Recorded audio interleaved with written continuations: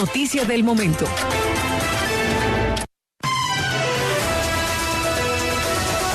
Pues vamos a hablar esta hora a propósito de la reforma a la salud con el director de la Administradora de los Recursos del Sistema General de Seguridad Social en Salud, ADRES. De ADRES venimos hablando hace unos días, pero me atrevo a decir que mucho más especialmente desde ayer. Félix León Martínez es la persona que está al frente de esta Administradora de Recursos del Sistema General de Seguridad Social. Es que es más rápido, ADRES. Doctor Félix León Martínez, gracias por estar con nosotros en Contrarreloj. Muy buenas tardes. Buenas tardes. Gracias por estar con nosotros.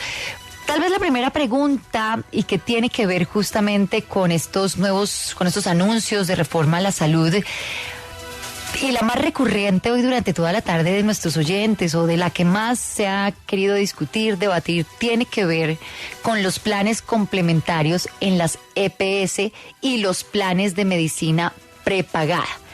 Esos planes de medicina prepagada continuarían de manera independiente, eso es lo que hemos entendido, doctor León Martínez, pero si usted por favor nos puede hacer esa explicación entendiendo justamente sus planes de medicina prepagada y esos planes complementarios en las EPS.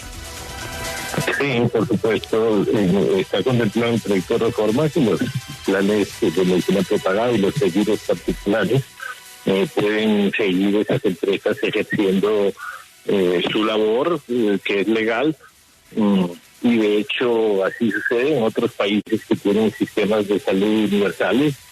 En Europa hay compañías que hacen servicios de medicina prepagada o seguros de salud y no hay ningún inconveniente, pero esos son separados del sistema de salud, no se mezclan con el sistema de salud. Ahora, exacto, ¿habrá o no esos planes complementarios de salud? Pues mira, eso depende de la evolución del sistema, porque si se plantea una transición permanente y de largo plazo y cuidadosa, en la medida que el sistema de salud nuevo entra y va tomando poblaciones a través de los centros de atención y su red financiada por el ADRES, y cogiendo espacios que hoy están soltando las EPS estas que están en procesos liquidatorios, en este sistema nuevo no habría obviamente planes complementarios. Mientras que las EPS sigan operando y todo eso tendrán sus planes complementarios. Pero insisto, eso tiene un problema en los sistemas de salud del mundo. No se permite que una persona que tenga más dinero le pase delante en los servicios de las personas que no tengan dinero. Esto se considera antiético y constitucional. Si le preguntas a un francés si deja colar a una persona en una farmacia, ni el presidente de la República puede hacer eso. El sistema de igualdad ciudadana ante la justicia, ante la salud y la educación son muy estrictos en los países. Nosotros nos hemos acostumbrado un poquito a que aquí cuanto más dinero tiene la gente tiene más derechos, pero creo que un sistema de salud pensado en el futuro no puede seguir en esa posibilidad. Sí, doctor, hoy lo estaba oyendo explicar por ahí en alguna entrevista, porque me imagino que hoy está usted muy solicitado, porque todo el mundo quiere entender, y sobre todo si usted lo explica también, lo de los centros de atención primaria, que básicamente sería ese punto de entrada al sistema de salud y que funcionaría, bueno, de acuerdo a las zonas en las que uno esté. La idea es que todo pase en el barrio de uno, doctor. A ver, lo que recomienda el mundo entero, lo que recomiendan los sistemas de salud de los países desarrollados, lo que recomienda la Universidad de Harvard y hasta lo que hacen los cubanos, es cuidar a la gente en su propio barrio. ¿Qué significa cuidar la salud de su gente en su propio barrio? Que haya un centro de atención primaria, no solo como puerta de entrada al sistema, porque lo que se ha vuelto aquí los centros de atención básicos son una puerta de entrada, una portería. No se trata de eso. Los centros de atención primaria van a ser el centro mismo del sistema de salud. Es decir, 25 mil personas de tu barrio que van a tener su centro de atención ahí, donde ahí le tienen que solucionar todas sus necesidades de salud. A ver, ¿qué tienen que hacer los centros de atención primaria? Primero, tienen que tener médicos, odontólogos, laboratorios, farmacias, solucionarte esas necesidades básicas. Segundo, tienen que manejar todos los programas de prevención en el barrio. Tienen que cuidar los niños en crecimiento, tienen que cuidar las maternas, tienen que cuidar los hipertensos, tienen que cuidar los diabéticos del barrio, tienen que cuidar el problema de la sexualidad de los adolescentes del barrio. Si hay problemas de drogadicción en el barrio, tienen que trabajarlo. Si hay problemas de nutrición en el barrio, tienen que trabajarlo. Tienen que trabajar con la comunidad y tienen que hacer articulación intersectorial para solucionar problemas, si son sanitarios, si son de accidentalidad, si son para las cosas que afecten la salud. Es como todo un manejo de la salud de una comunidad. Esa es su labor. Y también van a ser quienes ordenan los servicios contra toda la red hospitalaria y de clínicas privadas. Este paciente necesita este servicio, el centro tiene que conseguir comunicarse con la red, tiene que ver qué opciones tiene ese paciente para ese tratamiento de rodilla que necesita, ofrecerle al paciente 2 o 3 opciones en 2, 3 clínicas hospitales como mínimo para que el paciente escoja, porque de pronto quiere una clínica, pero esa clínica tiene mucho pedido, está muy congestionada, otra estará medianamente y otro estará menos. Entonces él decidirá si se espera por la que le gusta, que tiene más lista de espera, o coge una que le ofrece el servicio más rápido. Todo ese sistema de referencia y contrarreferencia va a ser interinstitucional y manejado desde los centros de atención primaria. El paciente no va a salir con una boleta a buscar dónde lo atienden, sino va a salir con una cita en el centro especializado, en el hospital para la cirugía, etcétera, etcétera, o la cama reservada para su hospitalización. Otro de los puntos que ha generado algo de inquietudes, hoy quién, como lo plantea esta reforma, va a pasar a tener el manejo de el dinero y sobre todo quién va a pagar eso, porque lo que según se plantea es que estos dineros pasen a ser parte de los recursos que manejarían los alcaldes y los gobernadores, un enfoque más local, pero ellos van a tener el poder de nombrar a los gerentes de los hospitales. ¿No cree usted que de pronto eso da para que volvamos a lo que ocurría antes y es que ese dinero termine manejado por amigos o por compromisos políticos? Mira, el problema de entre lo político y lo público es un problema que ha frenado la descentralización en Colombia y ha frenado la democracia en ese sentido. Es un problema grave, pero que se resuelve más cambiando el régimen político, en la reforma política que tienen, que acabando con la descentralización político-administrativa. Pero dado que este temor es tan grande en Colombia, dado que el discurso dominante, por decirlo, aunque no sea del todo cierto, es que todo en la provincia es corrupto, y aquí los únicos buenos somos los de Bogotá, los altos técnicos, etcétera, etcétera, y aunque aquí haya Saluco y aunque aquí haya Odebrecht, y aunque aquí haya de todo también, pero bueno, la provincia es corrupta. Pero no, en prevención de eso, los alcaldes sí van a ser responsables de organizar los centros de atención primaria, pero no van a manejar el dinero directamente. O sea, van a presupuestarlo, van a organizar los centros y el ADRES va a hacer los giros directos para el pago de los centros de atención primaria. Con los hospitales públicos también los tienen que organizar las secretarías de salud departamentales, ya no van a tener autonomía absoluta, van a tener que aprobar sus presupuestos, cuánto de venta de servicios, cuánto de aportes departamentales y cuánto de aportes complementarios de la nación, y el presupuesto tiene que subir hasta el Ministerio de Salud para ser aprobado, y el ADRES le hará los giros de la parte que le corresponde girar, que no es de venta de servicios o de los presupuestos nacionales por doceavas, estrictamente para el presupuesto que tiene aprobado para el año, de modo que aunque en los recursos, aunque haya responsabilidades de como tiene que ser de municipios y departamentos en la organización de los centros de atención primaria o en la organización de los hospitales públicos, no van a tener la autonomía en el manejo del dinero, sino es estrictamente controlado desde la nación. Desde la Nación. Bueno, si ustedes estaban entrando a la sintonía de Contrarreloj, a esta hora estamos hablando con Félix León Martínez, el director de la Administradora de los Recursos del Sistema General de Seguridad Social en Salud. Ahora, doctor, hay una gran disyuntiva quizás, o es una pregunta también muy frecuente que tienen nuestros oyentes y la han hecho saber hoy a través de los diferentes medios de comunicación que tenemos. Y tiene que ver justamente con la manera como los copagos seguirían funcionando o no en el país. Hay un tema de copagos, de esos bonos que uno va, paga, que ahora los puede pagar por internet, que tiene una aplicación, que los tiene que llevar, en fin, que hay una buena cantidad de maneras de tener ese bono. Y el otro tiene que ver con la entrega de medicamentos. ¿Qué desaparecería y qué se quedaría de esas dos funciones? Que una resulta incómoda para muchos, que son los medicamentos, la entrega de medicamentos, largas filas, complicaciones, y la otra, los bonos para las citas médicas, que recientemente pues son también como una especie de dolor de cabeza para los usuarios. Bueno, te voy a explicar los bonos, pero las citas médicas son de las prepagadas. Básicamente, lo que hay en el sistema para la mayoría de la población son lo que se llama cuotas moderadoras y copagos. Los copagos.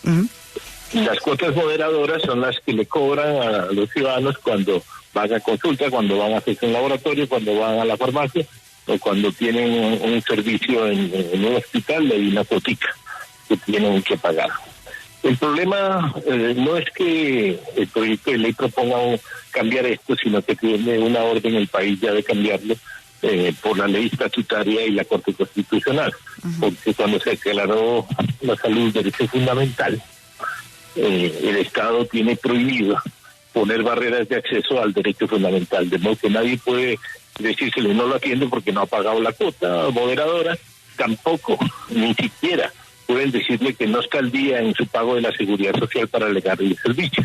Eso quiere decir que el Estado no puede usar a futuro esos pagos en la puerta del hospital, que no existen en otros países, por supuesto, para decirte si tienes derecho o no al servicio. Eso no puede existir más en adelante por razones constitucionales.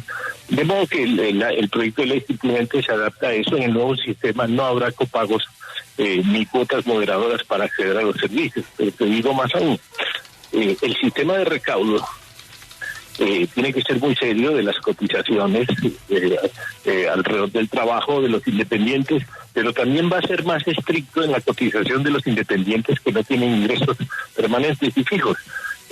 Se acaba la separación de régimen contributivo y subsidiado y todo el mundo tiene obligación de pagar.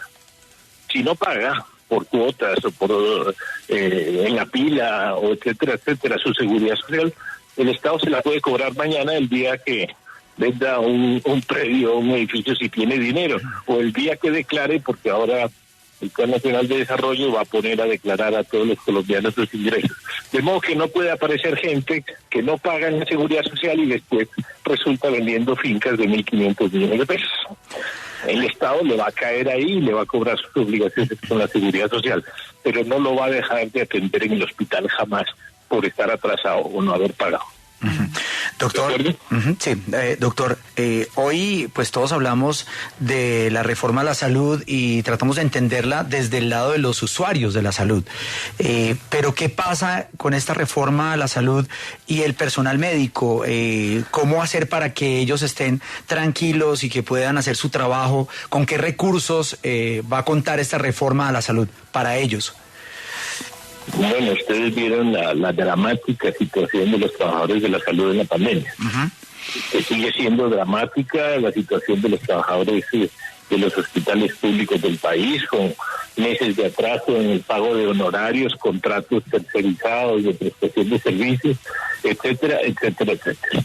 En eso hay dos cosas. Primero, el gobierno ya ha decidido que los funcionarios públicos dejen de estar tercerizados y está haciendo un plan para formalizar el trabajo en todo el sector público. De modo que eso ya es un mandato antes de que esté aprobada esta reforma.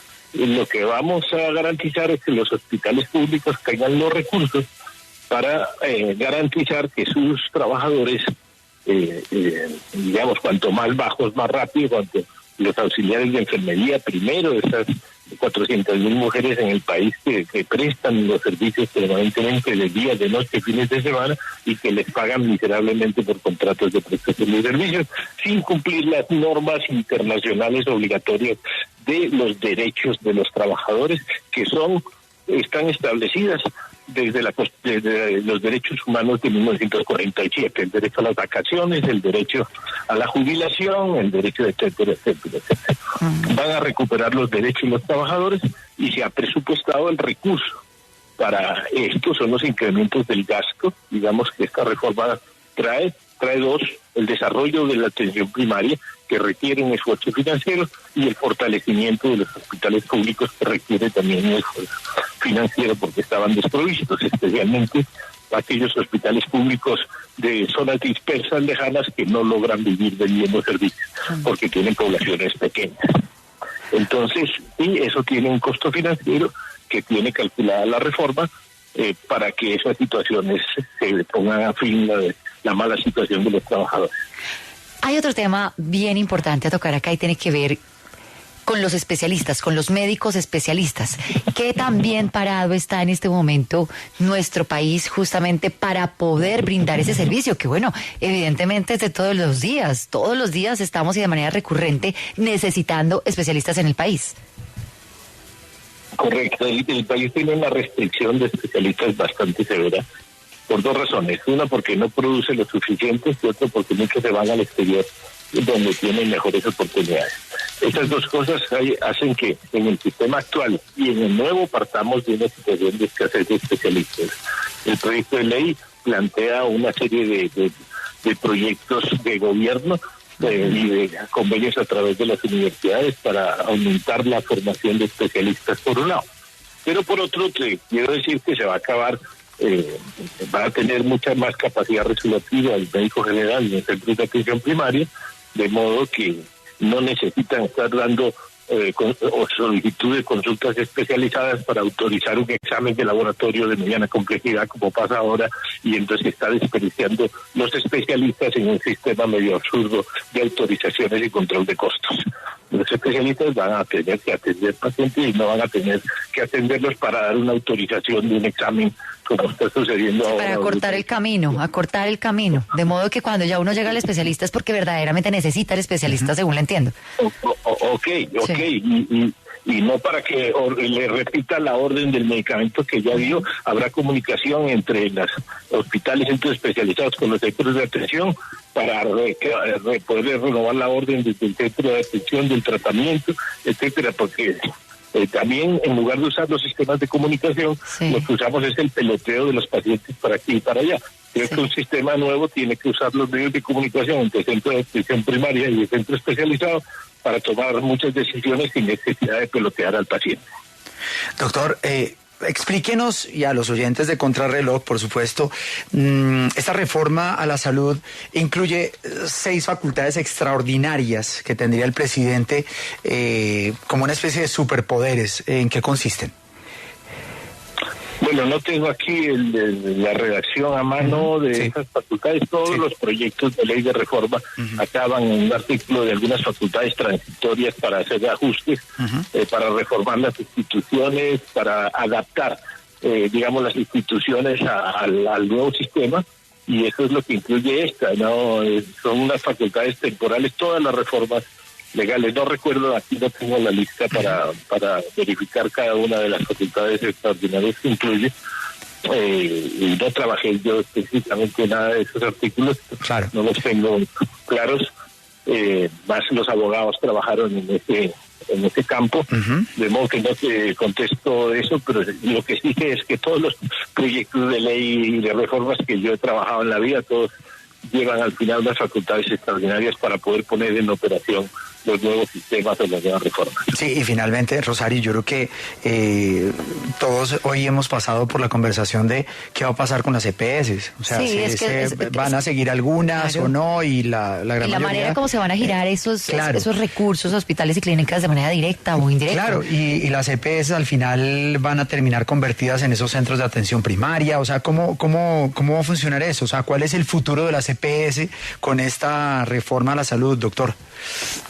Pues yo creo que la ministra y el presidente lo han dicho muy claro. Pasamos a un sistema de que los recursos públicos no los manejen privados, los dineros públicos, que los dineros públicos los maneje el ADRE. Ese es el desafío para esta institución. Eso requiere una adecuación enorme, por supuesto, no sería de la noche a la mañana. Tenemos que abrir oficinas en todos los departamentos, fondos regionales para recibir cuentas, autorizar cuentas, hacer presupuestos de las redes de cada departamento hospitalaria y de clínicas de cada departamento y región, y poder después entrar en la operación de auditoría y aprobación de cuentas. Eso requiere cambiar el régimen tarifario, simplificarlo y crear un régimen único desde el Ministerio de Salud. Requiere muchos ajustes que tardarían algunos meses por lo menos para poder entrar en operación. Pero lo que sí es importante es que las EPS no desaparecen a corto plazo. O sea, van a desaparecer las que no tienen capacidad, están quebradas, que están en liquidación. Inclusive para ellas va a tocar pedirle transitoriamente a la nueva EPS que tiene autorización en todo el país que reciba esas poblaciones que las EPS grandes ya no la quieren recibir, ya están aburridas de que les manden afiliados de todos los municipios del país. Y además el nuevo esquema les propone concentrarse ellas a seguir trabajando donde son fuertes, todavía como EPS por un buen tiempo, porque el sistema va a entrar lenta y pausadamente para no causar ningún riesgo ni dejar desprotegida a ninguna persona en el país. Seguramente entrará más fuerte por los territorios que están abandonados, de la Amazonía, de la costa pacífica, de los barrios del sur de la ciudad y de los barrios pobres. Entrará más fuerte por la periferia y las EPS seguirán trabajando donde son fuertes por un proceso largo, pero sí está planteado que a largo plazo no van a manejar los recursos del sector y van a tener que, unas tienen prestación muy fuerte, tienen clínicas, centros de atención y se van a meter el sistema a operar esos servicios, porque pues, es un negocio principal, no es el aseguramiento. Hay muchas EPS que su fortaleza es la prestación. Definitivamente hay otras que la fortaleza son negocios de control, auditoría y referencia que van a poder entrar al sistema de eso.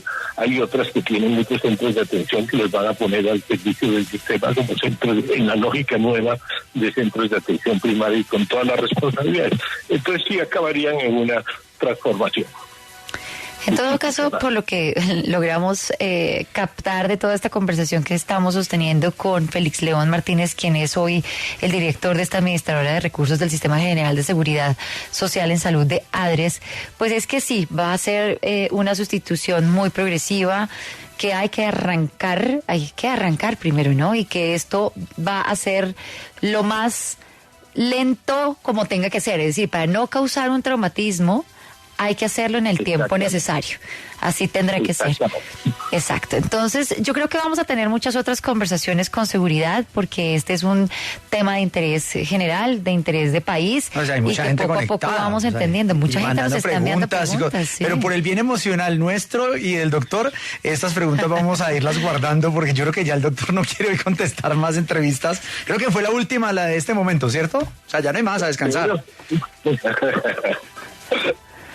Pues muchas gracias. Pues muchas gracias por el tiempo, por la generosidad con nuestros oyentes también. Creo que se nos quedan muchas otras preguntas, pero de verdad, muchísimas gracias, doctor Andrés Félix León Martínez, esta tarde con nosotros, hablando de la reforma a la salud en Contrarreloj.